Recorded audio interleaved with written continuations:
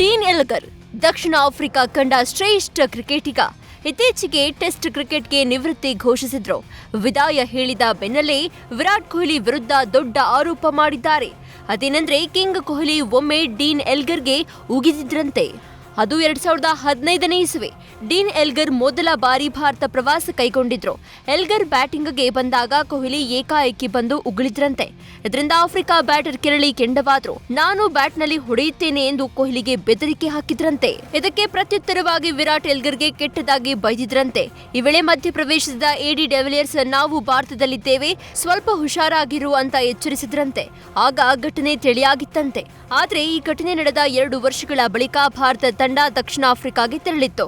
ಈ ವೇಳೆ ಎಬಿಡಿ ಕೊಹ್ಲಿ ಬಳಿ ಎಲ್ಗರ್ ಜೊತೆಗಿನ ಸ್ಲೆಡ್ಜಿಂಗ್ ಬಗ್ಗೆ ಮಾತನಾಡಿದ್ರು. ಈ ವೇಳೆ ಕೊಹ್ಲಿ ಕ್ಷಮೆ ಕೇಳಲು ಮುಂದಾದ್ರಂತೆ. ಸರಣಿ ಮುಗಿದ ಬಳಿಕ ವಿರಾಟ್ ಎಲ್ಗರ್ನನ್ನ ಜೊತೆಗೆ ಡ್ರಿಂಕ್ಸ್ ಮಾಡಲು ಕರೆದ್ರಂತೆ. ಎಲ್ಗರ್ ಬಳಿ ಕ್ಷಮೆಯಾಚಿಸಿ ಎಲ್ಲವನ್ನೂ ಸರಿ ಮಾಡಿಕೊಂಡ್ರಂತೆ. ಆ ದಿನ ಕೊಹ್ಲಿ ಹಾಗೂ ಎಲ್ಗರ್ ಬೆಳಗಿನ ಜಾವ 3 ಗಂಟೆ ತನಕ ಡ್ರಿಂಕ್ಸ್ ಮಾಡಿದ್ರಂತೆ.